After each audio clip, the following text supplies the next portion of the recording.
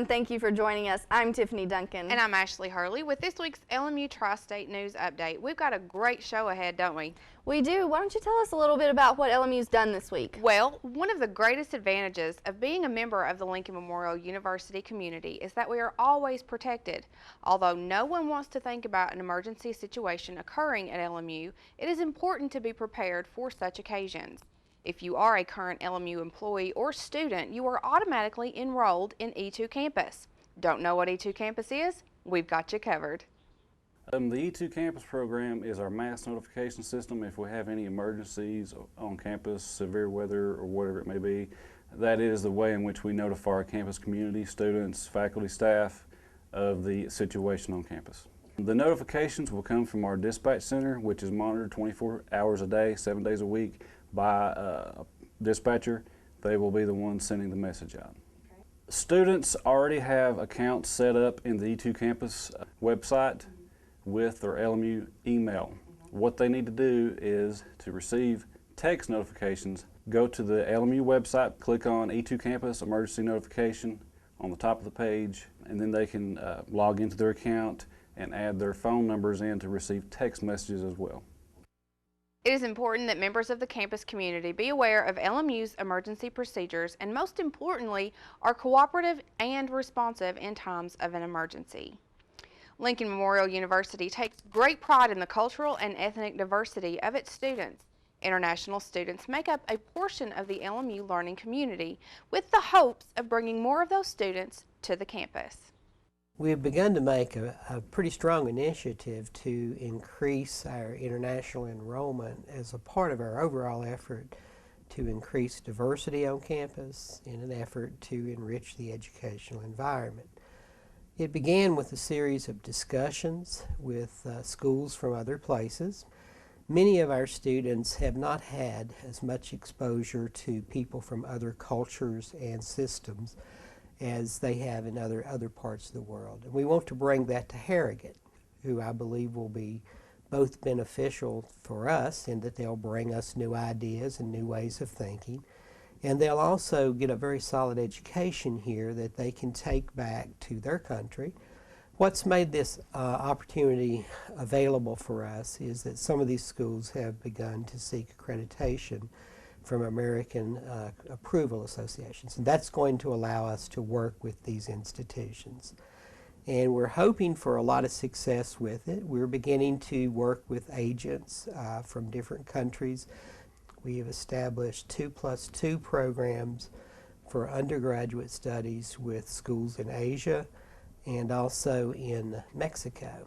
There will be a lot of things to overcome as we get this in place, but we believe we can overcome those obstacles and move forward. The university offers several programs of interest to international students and those who value global citizenship. Through the Office of Research Grants and Sponsored Programs, Lincoln Memorial University has been able to increase research projects and studies. Just last year, a research grant, freshwater mussels, were released into the Powell River in partnership with Virginia Tech, and that is only one example of what the research group has done. And there are a couple of major research grants that have been secured recently. And while I don't want to steal the thunder from our Vice President for Research or others that might want to make those announcements, we have been very successful in that area very recently. Now, for many years, we've been able to secure program funding, grant funding for our different programs, and also some research funding from other areas. To find out more about the research projects taking place on campus, you can find that information on LMU's website, www.lmunet.edu. Thousands of local viewers gathered around their televisions Wednesday night to watch local contestant Jimmy Rose in the finale of America's Got Talent. He placed third in the competition and was the top singing contestant and will be participating in the upcoming America's Got Talent tour. Fans of Rose respect what he has done to bring attention to the coal industry with the song "Coal Keeps the Lights On." Just a few weeks ago, members of Congress were actually briefed on the song during a session. Rose does plan to continue following his dreams and encourages others to do the same by working hard and following God's plan. In other local entertainment news, Tiffany visited a local recording studio earlier this week. Yes, and 5.5 years ago, LMU alumni Steve Gully noticed the community lacked something, a proper recording studio. Local musicians had to travel over an hour and a half to record a professional record. This cut into not only their time, but also their wallets. Gully, along with Mark Laws and Brian Turner, founded the Curve Recording Studio, which is located in Cumberland Gap. Gully wanted to do something for himself and his fellow musicians that would correct this problem. After discovering the Curve Recording Studio, we caught up with Gully to find out more about the only recording studio within 100 miles. When I bought it, we had a woodworking shop here that was relatively new, that had never been used. It was for the guy that owned the property. He was retired, and just kind of fun for him. And so when I looked at it, I told my wife Debbie, I said, one day I'd like to have a studio here. It'd save me a lot of running, because I was running back and forth to Nashville and different places doing sessions for other people. So in the long run, it started out to be something convenient and save time, you know, and money for me doing sessions, and to do some local projects on people that I wanted to work with. And it blew up and became something much more intense. In fact, it's to the point now where we have to turn down some work because we're on the road so much. Well, a lot of people know a lot of the bluegrass work because that's my main influence and main genre of music when I go to perform. I recorded, as I said, the God Didn't Choose Sides album, which was a various artist album, a compilation of great artists in the bluegrass music, Dale Ann Bradley, of course, and Russell Moore of Third Time Out. The good thing about this, about a recording studio, is because it's a media outlet, we've been able to touch a lot more people than you would normally in a regular business in the area, because that's what we do. So we do a lot of things that are that extend a hand to a lot of people in our community, whether it's musically, spiritually, or just to help if you need somebody to get word out about something you're doing. It's open to anybody. I've recorded church choirs, I've recorded kids getting ready for talent contests at schools, and anything we can do to help the community. We've recorded everything from blues bands to rock bands to something as simple as storytelling. We're a full-service studio. In other words, it's not an overdub or pieced together type situation for our musical friends that are watching this. We can record your whole band at one time. We work with everybody, and I have our website, thecurvestudio.com, has all our rates on it. But at the same time, we'll work with anybody. If it's somebody I know, I'll make a package price where you don't have to pay a day rate every time. And by that I mean if you pay by the day, a lot of times it gets monotonous because it takes a few extra days more than you thought to make a record, to make a recording. And with the package price, you can get everything for unlimited time. Steve Gully has produced many artists over the past few years. Some of the music recorded at the Curve has been featured on soundtracks such as FX show Justified. The studio is available to the public for any recording needs. If you are interested in working with Steve at the Curve Recording Studio, visit their website at www.thecurvestudio.com or contact Steve Gully at 423-869-2312. Lincoln Memorial University's music program will present the world-renowned a cappella vocal ensemble Anonymous 4 in concert on Monday, September 30th at 7:30 p.m. in the Sam & Sue Mars Performing Arts Center of the Duke Hall of Citizenship on LMU's main campus in Harrogate. The vocal ensemble, consisting of Susan Heller, Ruth Cunningham, Jacqueline Horner-Kwiatek, and Marcia Ganeski, perform various forms of classical music from England, Spain, and France, along with American folk songs, gospel songs, and contemporary compositions. Anonymous 4 has performed for 4 sold-out audiences on major concert series and festival stages throughout North America, Europe, Asia, and the Middle East. The group also has 19 best-selling records. Admission to the concert is free, and for more information about Anonymous 4, go to their website at www.anonymous4.com. Now turning to local crime, one of the attorneys representing a Claiborne County teacher is facing drug charges has issued a statement saying that his client is not guilty. 44-year-old Cheryl King of New Tazewell was arrested for conspiracy to distribute a quantity of prescription drugs over a 10-year period. King was the head coach for the Cumberland Gap girls basketball team last year and was also the boys' head basketball coach at the school several years ago. Prior to that, King was an assistant basketball coach at Bell County High School. Along with King, 3 others were arrested on Tuesday by officers with the DEA and the U.S. Marshal Service. 58-year-old Donald King, 36-year-old Melissa Summers, 54-year-old Buddy Teague of Flat Lick were all arrested. They are all being held at the Laurel County Corrections Center. A former police officer could be facing the death penalty. Jason Holt is charged with stealing prescription pills and killing 2 people and injuring 2 others in Bean Station earlier this year. Holt is now indicted by a Granger County grand jury. The pharmacy owner, Stephen Lovell, a customer, Richard Somerville, both died in the shooting. Alexia Wilson and Janet Clift both survived. Paperwork has been filed formally seeking the death penalty in this case. A plea date has been set for December 2nd. Over 70 marijuana plants are on their way to the Tennessee Bureau of Investigation. The Claiborne County Sheriff's Office Narcotics Unit received an anonymous tip to the location of where the pot was found. Detectives hiked into a mountainous area that led them to the location of 73 mature marijuana plants growing on a steep hillside. According to the officers, one mature marijuana plant can bring up to $1,000 in street value. The investigation into the case is ongoing. They are asking that anyone with any information into whom the plants belong to can call 423-626-3385. All calls remain confidential. The man who took officers on a crazy chase through the back roads of Claiborne County was arrested yet again.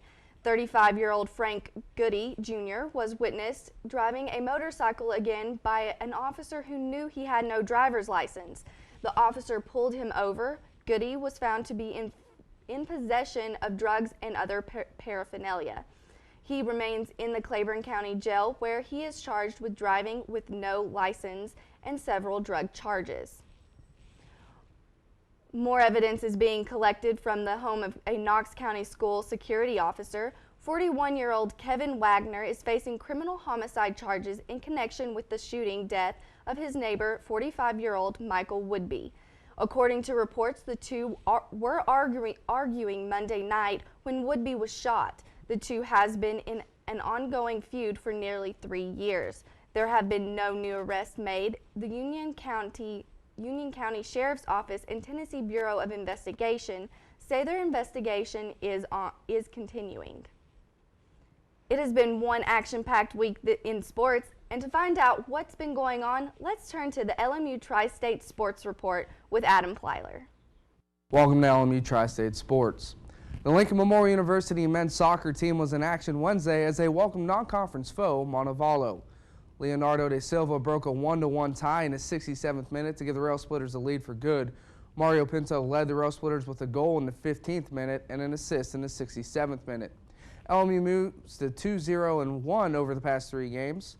Well, if you were planning on attending the soccer doubleheader this weekend against Newberry, you might want to change your plans. Due to a high chance of severe weather in the forecast for the Harrogate area, the LMU men's and women's soccer games are being pushed to Sunday, September 22nd at 1 and 3:30 p.m. Lady Rail Splitter volleyball team is in action this weekend with 2 road South Atlantic Conference matches. Friday night action starts at 7 p.m. when the Lady Rail Splitters take on the Lady Trojans of Anderson University. Action continues Saturday for a 2 p.m. matchup against the Newberry College Lady Wolves. When you think of an athlete, you normally don't think of the hard work it takes to manage playing a sport and keeping a high grade point average in order to be eligible to continue to play. Enjoy this feature on how student is the most important word in student athlete. Time management is crucial in the life of a student athlete. Managing classes, games, practice, and a social life can be very frustrating to the weak-hearted. But LMU Associate Athletic Director explains the student athletes at Lincoln Memorial University mastered the art of time management. We've been very blessed this past academic year. When you look at team GPAs, we had, I believe, 11 of our 13 sports we're higher than a 3.0. When Roger Hodge took over the Lady Rail Splitter basketball team, one of his main concerns was not only winning a national championship, but making sure his players gave their all on the court and in the classroom. We have made steady progress since I've been here. That's one area that admittedly was a sore spot, I think, with everybody when we first came here. We're headed up toward 3.0. That is our ultimate goal, is to get our whole team as an average at 3.0. Men's head basketball coach Josh Shirt says even though some road trips may take as long as 8 hours to complete, players are not off the hook when it comes to schoolwork. Well, I think one thing we do, two things on the road. One, we do, the buses we take, we charter each trip, and each charter has wireless internet, which allows our guys to get on their laptops. They also have study halls on the road to make sure that guys are keeping up with their academic assignments. And certainly, I think for any time you're a student athlete or people that are even just students that are working a job to help pay for college, the biggest thing when you have more to do is you got to be more efficient with your time. You got to be more self-disciplined. Hodge, Smith, and Shirts explains why the academic resources available to the student athletes make LMU one of the best universities to earn a degree. The academic support system here is tremendous, and I would imagine on the D2 level it's got to be ranked very highly with other schools in the country. I have been very pleased with the resources that we've had, the ability to get our kids help. I deal with various things. Obviously, as I said, I look at their GPAs. I also make sure they've declared a major. If they were perchance had to need to, if we needed a waiver, for instance, I also help them with could possibly help with an academic waiver or hardship per se, but also too if they just need some guidance, and maybe if they've taken this course or knowing if a course counts, they can come to me to see if they're potentially meeting the needs for their academic hours. They want to have students to have a good experience, athlete or not, and part of that is having people that care about you and can see you through those beginning phases and the adjustment to college. And so I think the support that's in place is light years better than it was when I got here 6 years ago, and I think it'll be light years better as it comes, as continuing to develop and evolve. 4 games of the high school football season are already in the books. Let's take a look at the scores from last week, brought to you by the ADA Sports Report. Middlesboro beat Bell County. First time Middlesboro's beat Bell County since 1997. They won 28-14. Claiborne dismantled Union County 41-12. Cumberland Gap beat Sullivan East 26-7. Gamble County suffered their first loss of the season and moved to 3-1. They lost 26-21 against Anderson County. Pineville blanked McCreary Central 43-0. Hancock County lost to Midway 53-21. And Thomas Walker beat Castlewood 26-6. Let's take a look at this week's local games. Greenville travels to Claiborne. West Green travels to Cumberland Gap for homecoming. Clinton travels to Campbell County. Middlesboro travels to Harlan Independent. Bell County travels to Knox Central. Pineville travels to Lynn Camp. Thomas Walker travels to Clintwood, and Cosby travels to Hancock County. Again, this high school football wrap-up is brought to you by the ADA Sports Report. For the most comprehensive high school football coverage in the area, tune in Monday nights from 6 to 8 p.m. on 91.3 FM, 740 on the AM dial, and on Media Stream channels 4 and 20. Ashley and Tiffany, take it home. It was over a year ago that 2 local teenagers lost their lives on Highway 25 in Springdale in an accident that involved a tractor-trailer. Monday morning, Claiborne County Mayor Jack Daniels and Congressman John Duncan dedicated the bridge at Springdale to Katie Johnson and William West. According to Daniels, they wished to have dedicated the bridge sooner, but due to laws and regulations, it took longer than they expected. Family and friends of the young couple assembled to share hugs and take in the moment together. Both Johnson and West were graduates of Claiborne High School and were attending college. Well, thank you everybody for joining us this week. I'm Ashley Hurley. And for everyone behind the scenes, I'm Tiffany Duncan. Join us next week for another LMU Tri-State News Update.